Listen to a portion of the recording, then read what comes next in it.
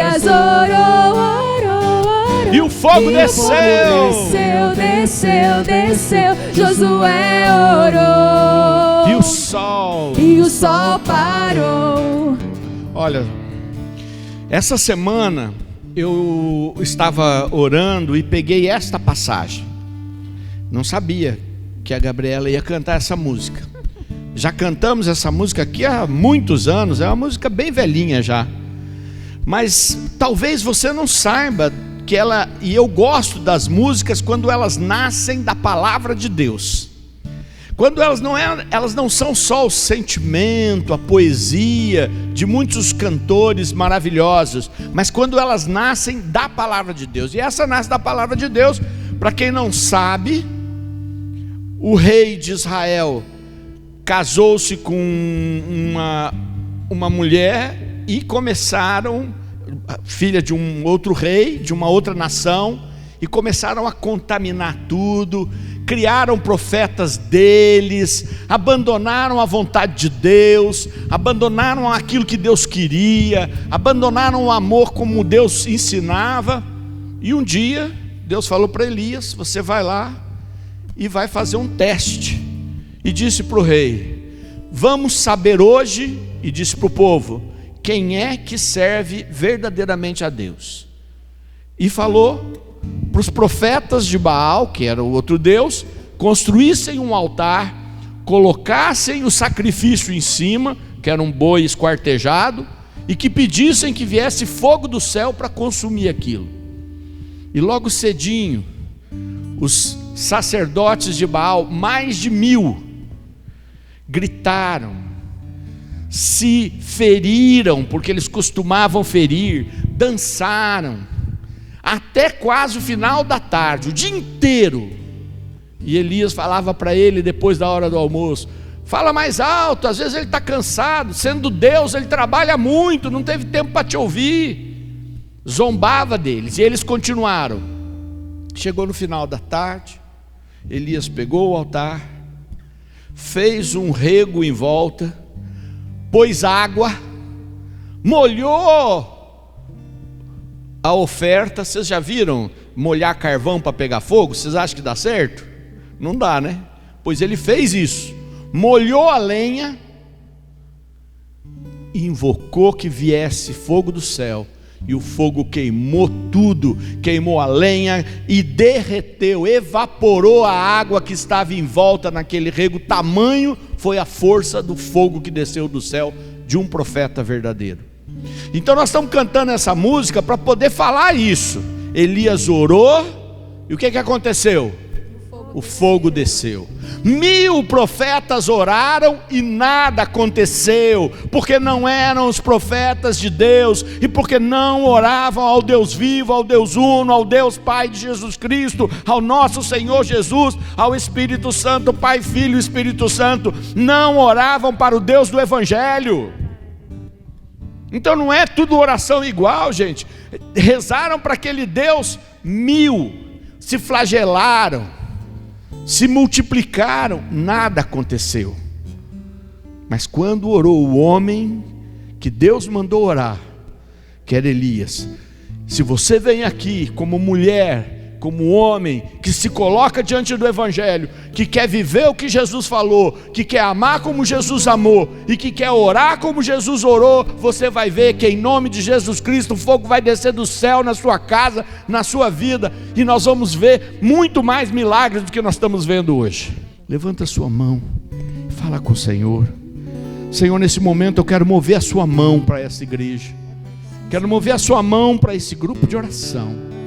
Quero mover a sua mão para os filhos de Sião, para o Instituto Filhos de Sião, e toda esta obra, Senhor, que transforma a vida das pessoas. Quero te pedir, Senhor, vem com teu Espírito para dar ânimo, para ressuscitar a nossa alma, para revigorar as nossas forças. Espírito Santo, age e nos transforma. Faz, Senhor, obra poderosa em nossas vidas. Faz-nos, Senhor, nascer de novo, Senhor, nascer de novo e nascer da água e do Espírito, Senhor. Restaura, liberta, cura, Senhor. Cura, Senhor, os enfermos que nós temos implorado por eles. Abre as portas, Senhor, dos nossos trabalhos. Mas liberta-nos, Senhor, também para uma fé viva, Senhor. Toca, Senhor, naquele pedido particular de cada um. Faça o teu pedido particular agora. O teu pedido que é pessoal, o teu pedido que é de coração, o teu pedido que é de libertação, o teu pedido que é de bênção para a sua casa, que é de bênção para a sua vida, que é de bênção para o seu futuro, que é de bênção para as coisas que você quer viver. Fala agora com o Senhor. Senhor, estamos diante de Ti, precisamos de bênção, precisamos de unção, precisamos de graça. Toca também as pessoas que nós trazemos na nossa alma agora em oração. Traz também, Senhor, o teu povo da igreja, para que descubram, Senhor, que sem Ti, sem fé, sem a Tua casa, nada tem sentido nesse mundo, Senhor. Oi, alamanda labaxeri, ele canda labará, ele alabareste.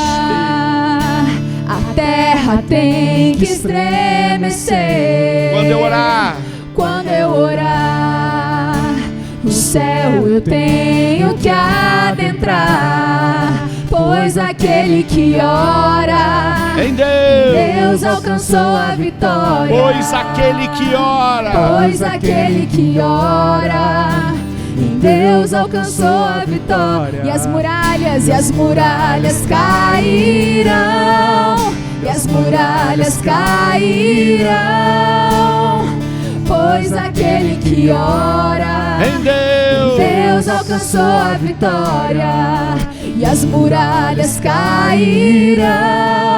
E as muralhas cairão. Pois aquele que ora em Deus alcançou a vitória. Pois aquele que ora em Deus alcançou a vitória. O Senhor me mostrava quando Ele chamou Moisés da riqueza do palácio, ele criado pela filha do faraó, para libertar o povo. Ele não tinha uma visão do que ia e de como ia acontecer. Tanto é que ele se mete nas brigas do povo de Israel, mata um egípcio para libertar o povo e tem que fugir para o deserto, porque ele não tinha a visão. Às vezes o Senhor nos convida e põe a gente em oração, mas a gente quer saber toda a história. Se a gente não souber tudo, a gente não faz. Mas assim Deus não age. Ele falou para Abraão: sai da tua terra e vai para onde eu te mostrar. Onde vai ser? E ele saiu lá com alguns parentes, a riqueza dele, ele tinha muitas propriedades, e saiu. Moisés, mesmo depois que Deus lhe manifestou na sarça ardente e mandou ele voltar para o Egito para libertar o povo, porque ele já tinha ido para o deserto, já estava constituindo família, já estava com filho, não queria mais conversa com aquela história. Ele falou: eu entendi tudo errado. Deus fala para ele: não, volta lá. Mas ele sabia que o mar ia se abrir? Não sabia. Ele sabia que ia faltar água e que ele ia bater na pedra e ia jorrar água? Não sabia. Ele sabia que Deus ia mandar ele subir no monte e descer com as placas, e quando chegasse lá embaixo, estava uma zona completa e todo mundo adorando o bezerro, e uma farra terrível, e ele quebrou as pedras, teve que subir de novo? Não sabia. Deus não te contará tudo, Ele conta só o que é preciso e te envia. Ele revela aos seus profetas muitas coisas, mas eu garanto para vocês, porque Deus já me usou muito em profecia, e outros, a gente não sabe tudo. Ele mostra coisas para nos dar força, coisas para nos apontar o rumo, e às vezes Ele nos fala com precisão, mas a gente só entende depois. Então para de querer que Deus te fale tudo para você dar algum passo. Tem gente que, se não tiver tudo seguro, não se lança em Deus. Que valor tem? Isso não é se lançar em Deus. Se Deus precisa te resolver tudo para depois se lançar, você não precisa de fé. Estão ouvindo o que eu estou dizendo? Isso não é só para mim, não. É para esse grupo, é para essa paróquia, é para o mundo inteiro, é para essa cidade diante desse mundo que nós não sabemos para onde vai, mas é para cada um de nós. Ninguém aqui pode dizer: agora vai estar tudo tranquilo, descansa minha alma, porque eu já coloquei tudo nos celeiros. O que disse a parábola de Jesus sobre isso? Tolo, hoje mesmo vim buscar tua alma. Então, irmão, se lancem. Vire para o seu irmão e fala: se lança em Deus. Tenha coragem. Se lance em Deus. Busca o Senhor. Pega a palavra de Deus e vai adiante. Ora na fé. Sai de querer tudo certinho e já explicado. É Deus que te convida. Coragem, coragem, coragem. Por que Deus tinha que ficar falando para Josué? Coragem, coragem, coragem. Porque ele não via e fica com medo. É normal ter medo. É normal. Você não está enxergando? Todo mundo tem medo do que não conhece. Mas se você sabe que vem de Deus, então você ousa e joga fora o medo. Faz assim comigo: Senhor, eu quero jogar fora esse medo que me segura. Eu quero jogar fora, Senhor. Quero jogar fora esse medo, Senhor, que me Jesus, impede de ir para frente. paralisa, Esse Senhor, medo que que me me faz não bloqueia, lançar Senhor na tua Jesus. palavra. Eu Esse quero medo que renunciar agora, não me Senhor deixa Jesus, avançar, todo porque eu medo, fico amarrado e com medo de me lançar. impedimento Jogo da fora minha em nome vida, de Senhor Jesus eu agora, jogo fora em porque eu nome de quero me Jesus. lançar nas E eu tuas quero me mãos, entregar, Senhor. Eu consagro, Senhor, o meu passado, o meu presente, o meu Amém. futuro em tuas mãos. Toma posse, Senhor, toma Sim, conta, Senhor. Jesus. Porque, Amém. meus irmãos, nós temos a vitória. A única certeza que nós temos, não sabemos as barreiras, as batalhas, as muralhas, mas nós sabemos que temos a vitória em nome de Jesus. E é por isso que nós vamos cantar mais uma vez com fé.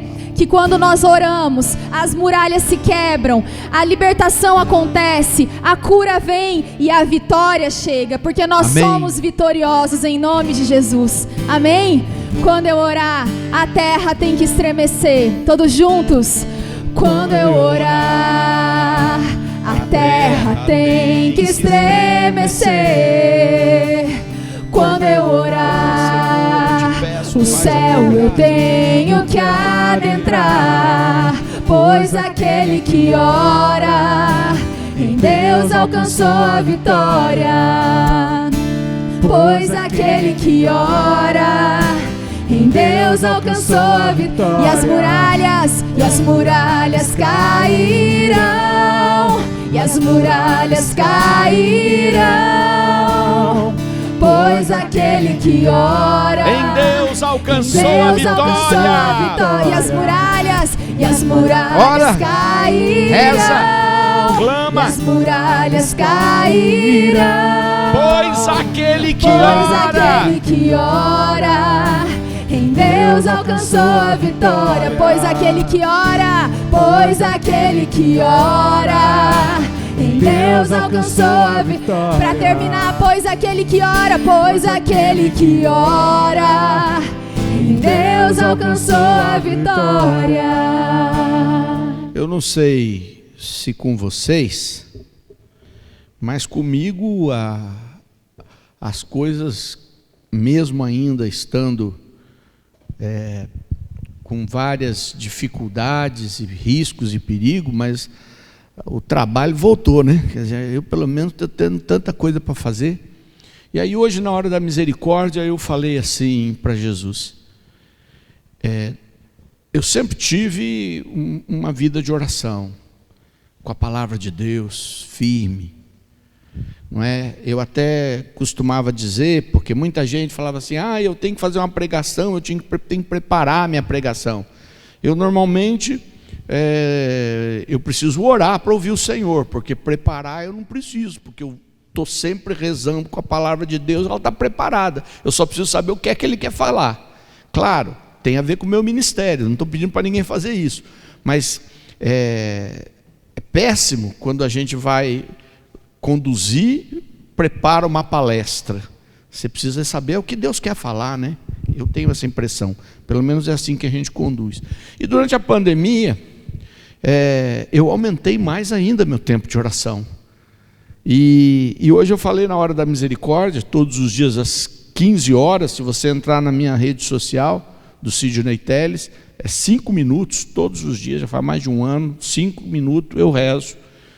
Eu paro, já tive com o prefeito, já tive com o governador, parei e falei, senhor, me dá licença, eu tenho que fazer uma coisa para alguém que é mais importante. É só 5 minutos, se quiser ficar na sala, fica, senão eu saio.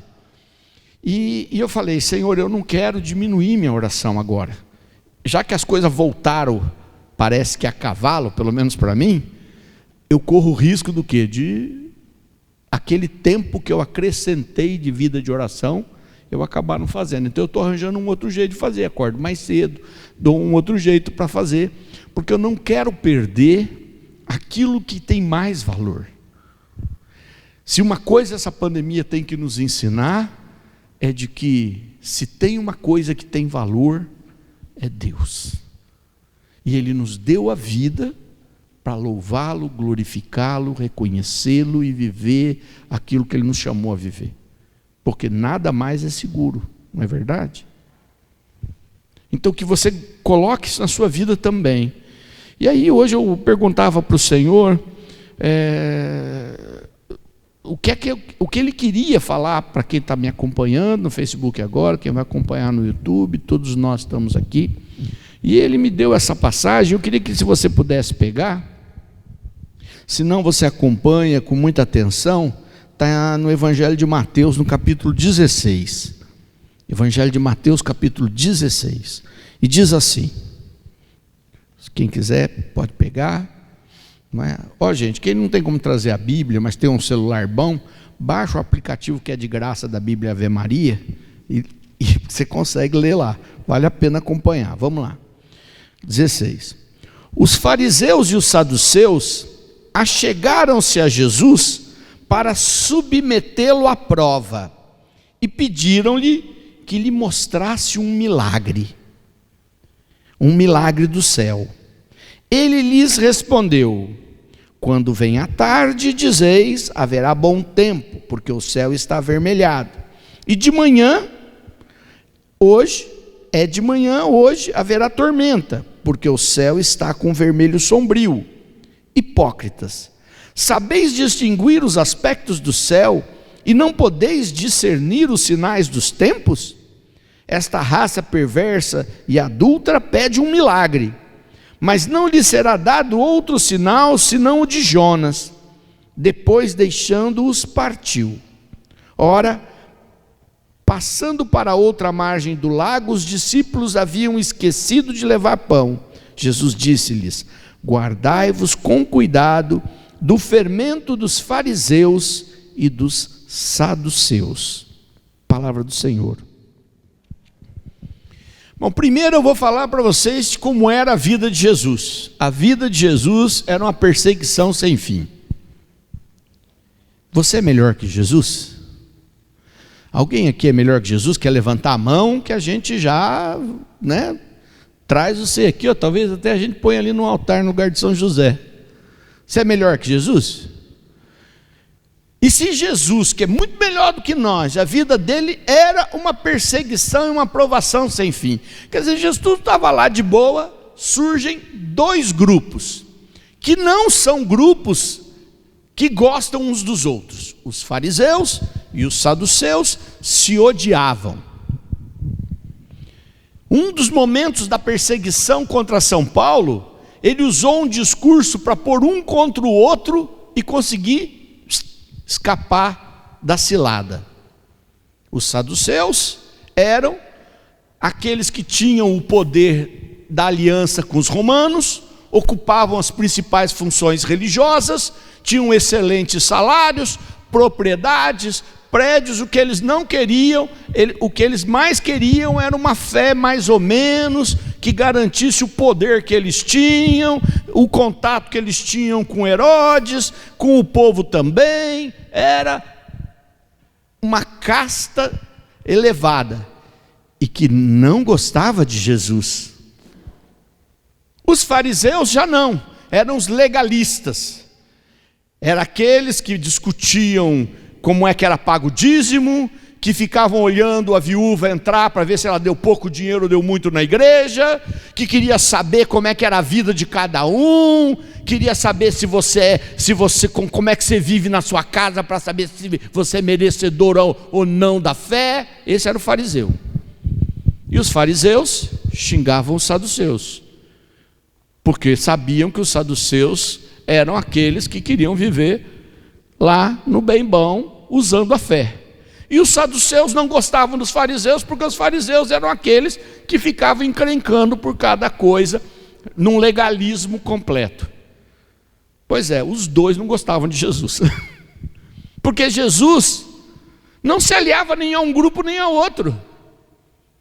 Jesus falava coisas que irritavam os dois grupos. Por exemplo, Jesus fazia um milagre no sábado, os fariseus jamais. Não, na Bíblia diz que não pode fazer nada no sábado. O que você está fazendo? Os saduceus não gostavam de Jesus, porque Jesus defendia as pessoas mais simples e não ficava julgando-as, e aceitava uma adúltera no meio do seu povo, entrava na casa do Zaqueu. Os saduceus não iam aceitar uma coisa dessa. Os dois grupos chegam para Jesus, que está na vida dele, anunciando para quem quer, e falam para ele: você tem que fazer um milagre para nós. Não é terrível isso? Os dois, na hora que não se gostavam, se aliaram para pegar no pé de Jesus. E a gente às vezes não quer que ninguém enche o saco da gente. A gente quer que todo mundo aceite, que todo mundo compreenda, que ninguém fique olhando os nossos defeitos, que ninguém fique achando ruim, que ninguém fique falando e armando cilada para nós. Desculpa, irmão e irmã, você não é melhor que Jesus. Você vai encontrar gente assim na igreja, igual os fariseus, aqueles que acham que sabe tudo, está tudo certinho, e que acham que a igreja tem que ser de tal jeito e que o teu jeito é ruim, que não é desse jeito que tem que ser na igreja. E você vai encontrar aquele também que quer mais é que as coisas se debandem todas. Jesus não entrou em confusão, ele só falou: eu não vou fazer milagre para esse pessoal. E foi embora. Quando Jesus atravessou o lago, lá do outro lado, Jesus falou para os discípulos: cuidado com o fermento dos fariseus e dos saduceus. Mas o povo era tão tonto que achava que Jesus estava falando de comida. Fermento, né?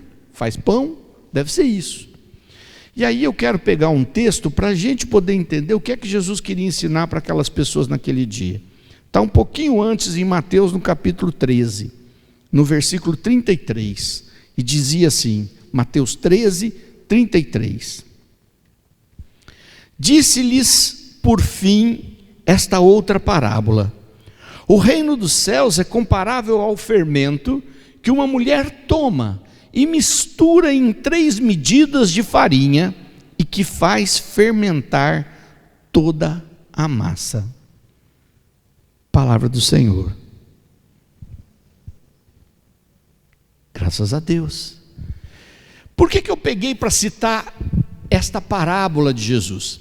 A parábola do fermento, a parábola da pérola, a parábola do tesouro escondido, são parábolas de Jesus, todas elas do Evangelho de Mateus. Todas elas são Jesus falando do reino dos céus. E ele está dizendo, como é que é o reino dos céus? E ele fala, o reino dos céus é semelhante a uma mulher que pega uma medida de fermento, adiciona em 3 medidas de farinha e faz tudo crescer. Uma pitadinha, todo mundo sabe aqui, eles provavelmente não sabiam, mas todo mundo sabe aqui, os micro-organismos do fermento levedam a massa e a massa cresce, não é? E aí você deixa ali abafadinho de um dia para o outro, X horas, não sou um fazedor de pão, não vou saber certinho, e o pão vai ficar bonito. Ou se você não puser o fermento, o pão vai virar uma tábua, não é verdade? Não vai crescer. Jesus compara o reino há uma mulher que adiciona fermento na massa. A massa somos nós. Basta uma pessoa vir e adicionar um fermento bom, adicionar as palavras do reino, adicionar atitudes que Jesus fez de amar, mesmo os inimigos, adicionar uma vida de oração de verdade, e de repente está todo mundo rezando, está todo mundo querendo viver o bem, está todo mundo querendo viver o evangelho, as pessoas começam a ficar fermentadas. Esse é o reino.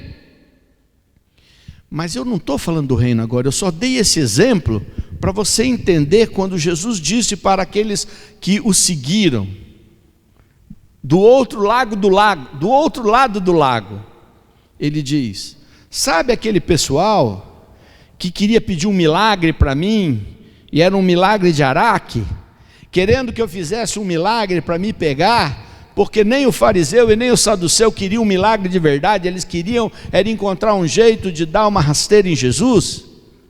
E aí Jesus fala: cuidado, porque você não precisa nem de um fariseu inteiro e nem de um saduceu inteiro. Um pouco de fermento disso pode estragar todos vocês. Conseguiram entender o que eu estou dizendo?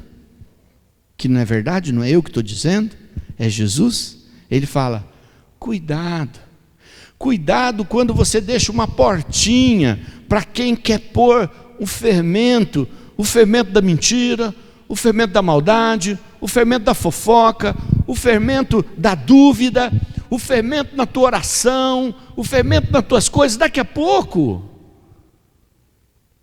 a massa cresceu e não foi a do reino. Não foi aquele fermento que Jesus falou. Jesus percebe a fragilidade de todos nós, como daqueles ali. Todo mundo quer ver milagre, não quer? Eu gosto de ver milagre. Gosto de testemunhar os milagres. Gosto de contar os milagres. Gosto quando as pessoas testemunham os seus milagres, porque acende a minha fé, me deixa mais intenso com Deus. Gosto de testemunho, eu gosto. Testemunhos da graça e do poder de Jesus. Veja, um pouquinho de fermento estraga até mesmo um milagre. Um pouquinho de fermento maligno corrói a vida da gente. Se você deixa entrar um pouquinho, não, mas eu não vou perdoar nada não, porque já me magoaram demais. Bom, deixa um buraquinho e você vai ver que tamanho vai ficar essa tua raiva. Você vai ver o tamanho que vai ficar o teu ódio. Está tão difícil falar de Jesus hoje, né? As pessoas são tão do contra, tem tanto mau testemunho, é o padre de tal lugar que roubou não sei o quê, é o pastor que trambica não sei o quê, é o não sei o quê. Daqui a pouco você prefere ficar quieto e deixa o fermento do medo de falar da fé e da igreja e da onde a graça acontece desaparecer. Você deixa aquele que veio criticar, semear só a crítica e deixar de fora aquilo que Deus está fazendo.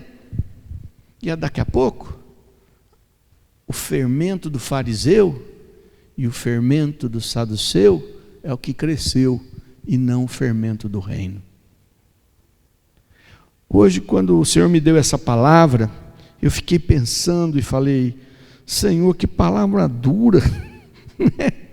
Você vir falar para a gente tomar cuidado com o fermento maligno, não é fácil, porque assim como o fermento na massa do reino, quando você mistura, você não percebe mais ele, você não percebe, não é? Com raras exceções, o fermento não é para dar gosto, né? Quem aqui já faz pão, faz massa para crescer? Quem aqui faz na sua casa? Pois é. Você não põe o fermento para dar gosto, né? Você não quer que fique com gosto de fermento. Você quer que fique com gosto da farinha, do sal que você pôs, se é doce, do açúcar, enfim, daquilo que você pôs. Você não quer que o fermento dá gosto, ele estraga. Você quer que o fermento faz crescer, que ele faça crescer só. Então ele tem que desaparecer. Mas o fermento do mal ele também entra, desaparece e deixa você como um bolo de coisas não tão gostosas de serem comidas. Eu não quero esse fermento dos fariseus, e nós estamos cercados. Por que eu estou dizendo que nós estamos cercados? Porque a palavra diz que Jesus estava sendo provado. Então o que eu preciso para que esse fermento não entre na minha vida? Eu preciso conseguir distinguir quando é o fermento do fariseu e do saduceu que se fazem da igreja. Lembre-se que fariseu e saduceu não eram estranhos, com o fermento do reino. Com o fermento do reino. Que faz com que a gente seja uma massa boa. Põe a mão no teu coração. Não é fácil. Não é fácil. Quero ser bem sincero, não é fácil. A vontade da gente, quando é testado, é pedir para o Senhor, faz um milagre para calar a boca desse povo. E a gente não percebe que muitas vezes está ali só para semear, só para plantar uma semente, que a hora que cresce não é trigo, mas é joio. E você vai falar para o Senhor, Senhor, me dá a me distinguir, quando o fermento não é do reino, e não deixar esse fermento entrar dentro de mim. Dá-me perceber a hora que estão jogando esse fermento na minha vida, no meu ouvido, nas minhas coisas, para eu poder fazer igual Jesus. Igual Jesus. Sabe o que Jesus fez? Olha para mim um pouquinho. Vocês sabem o que Jesus fez quando pediram um milagre? Deixou eles lá e atravessou o lago. Então, quando você perceber que o Senhor te der discernimento de que aquele fermento ou é de fariseu ou é de saduceu, é só para te envenenar, não é para você brigar, é para você atravessar para o outro lado do lago. Estão ouvindo? Ir lá buscar o fermento do reino, que é aquele fermento que faz a graça de Deus, a igreja de Deus, a obra de Deus nascer. Amém? Faz o sinal da cruz no teu coração, faz o sinal da cruz na tua boca, faz o sinal da cruz nos teus olhos, faz o sinal da cruz nos teus ouvidos, para que o fermento dos fariseus e saduceus não penetre, só o fermento do reino. Amém. Amém.